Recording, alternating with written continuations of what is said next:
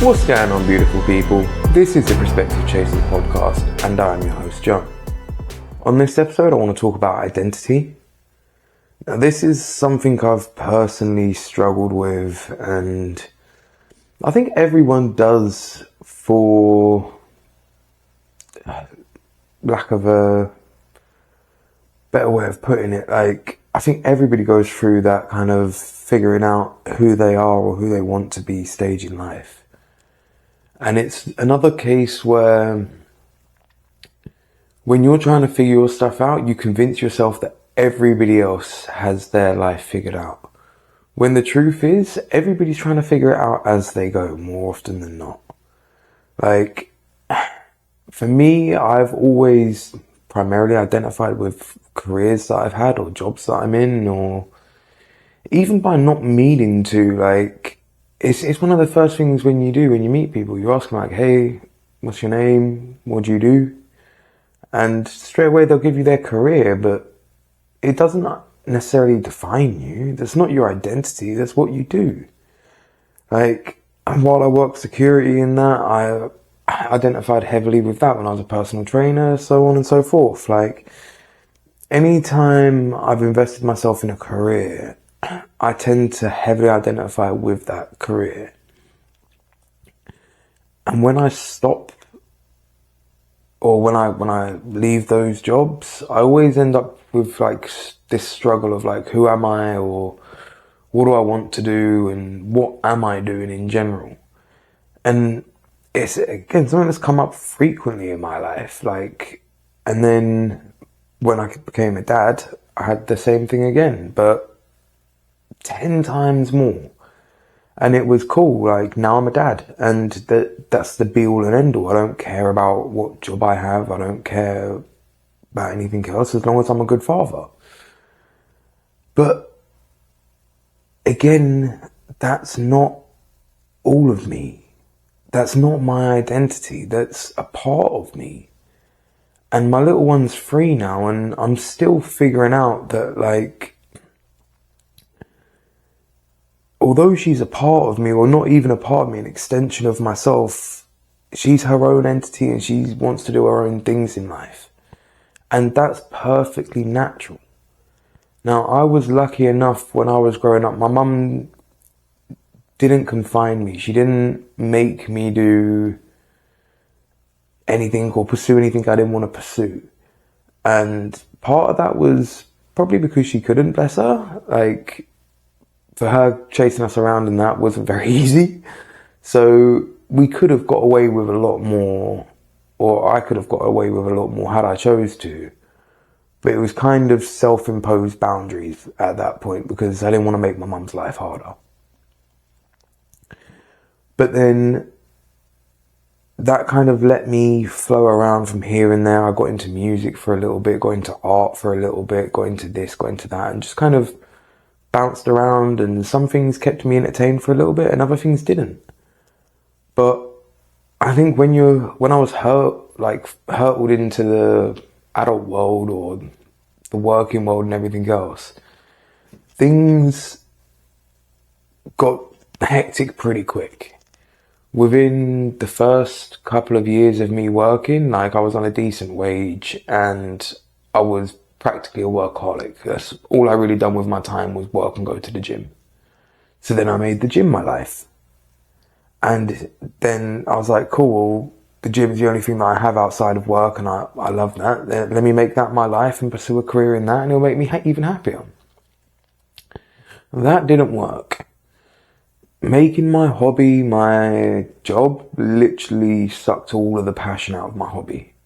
Because I couldn't relax and disconnect. Like, to me, the gym was always a safe place for me to just be me and disconnect and just focus on myself. Whereas when that's the environment that you work in, people end up hassling you, asking you questions, interrupting your workouts, wanting to work in with you. And it just ends up taking away from you, like from your session or whatever you're doing. For me, it did anyway. Some people love that, but for me, I like to be left alone more often than not. So then the same happened when I was a parent. Like, obviously I had that couple of years where it's like, it's very heavy. Like, my daughter is my everything, and believe me, she will always be everything to me. But now she's more independent and she wants to do her own things. And I mean, I get the go away dad and all of this. So it's like, if a 3-year-old's telling you to go figure yourself out, like, you better go figure yourself out.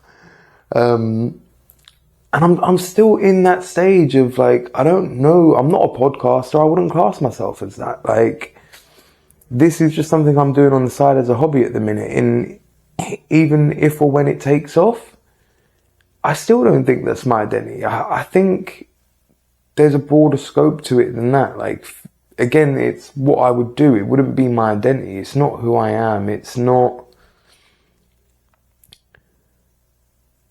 necessarily my purpose or my reason for living.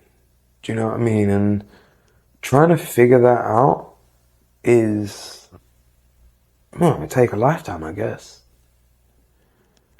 Like, I tend to look back on my life a lot more nowadays than previous, and hopefully I'll figure it out and learn more about myself. And when life calms down a little bit and I can relax, hopefully I'll find me again. But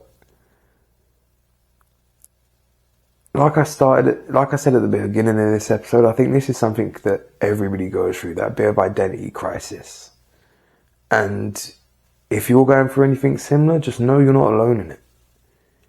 Like, I mean, I talk to people now about, like, because of how hectic life is and how my life's been the last few years and that, will I be that kind of person that gets to their 40s and just has a crazy midlife crisis? And shockingly, a lot of people agree that I probably will be. But the truth is, I don't want to be. Like, I would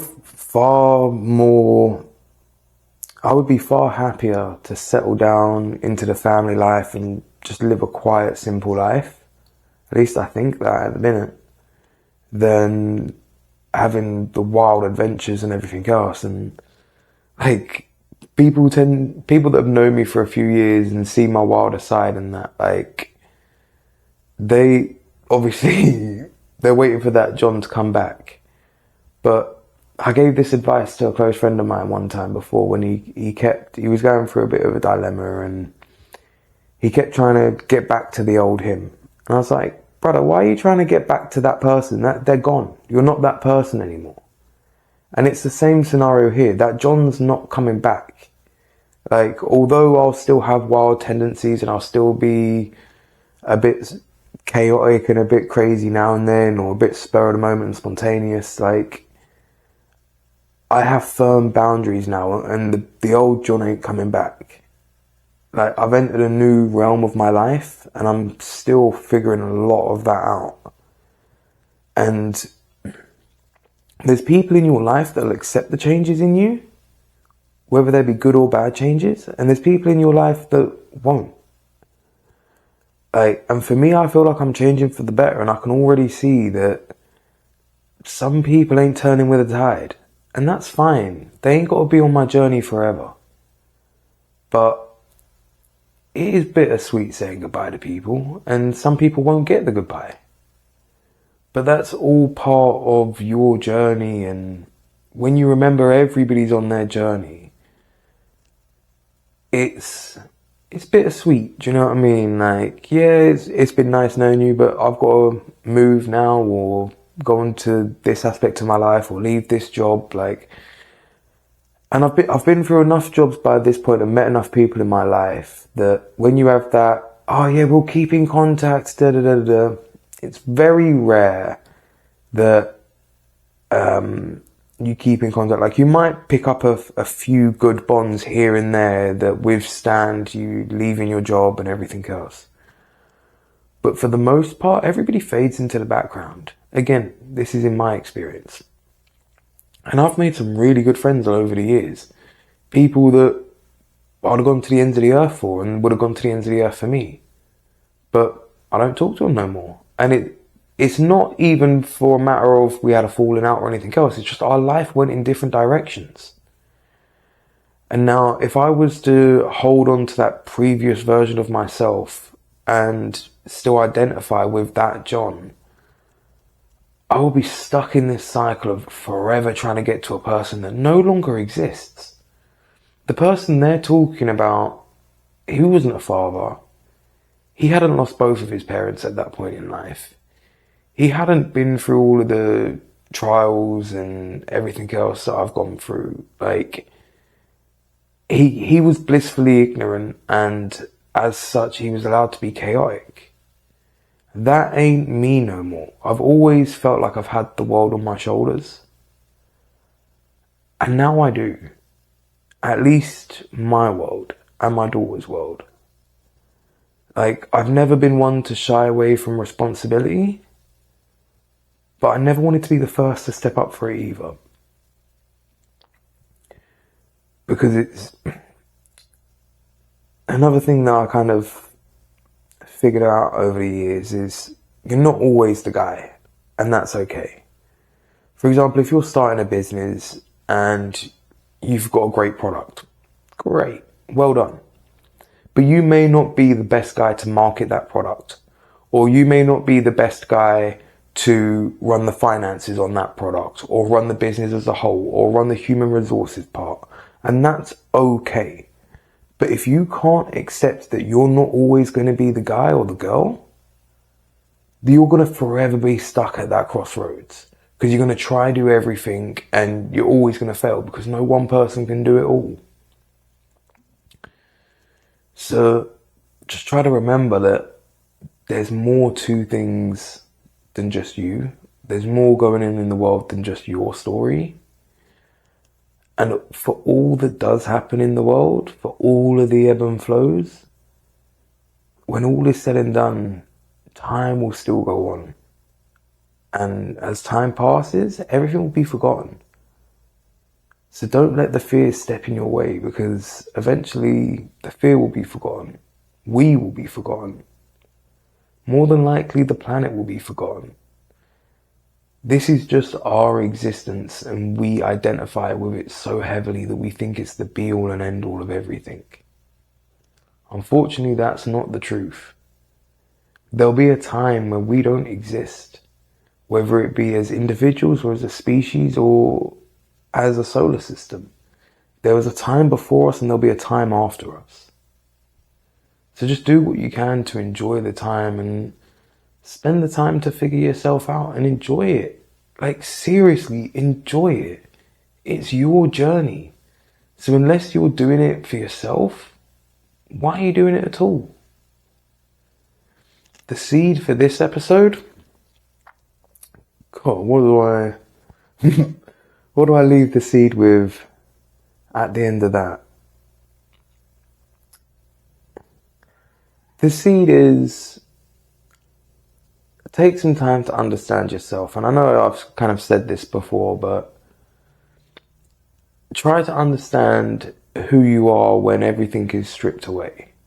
When the job's gone, when the friends are gone, when the family's gone, when the designer clothes are gone, when the materialistic stuff is gone. When all is said and done, when you're standing stark as just you and the world around you, who are you? And if you don't know, that's okay, because I don't. But unless you realize that, and unless you can admit that, you don't stand a chance in figuring it out, because you're fooling yourself into thinking you know what's going on. When really, we all got chucked into a game that was halfway through, if not more, and we're just trying to figure it out on the fly. Some people are doing better than others, but it don't mean we won't all find our time. So take the time to enjoy your life and take some time to understand your life. All the best, and I'll catch you on the next one.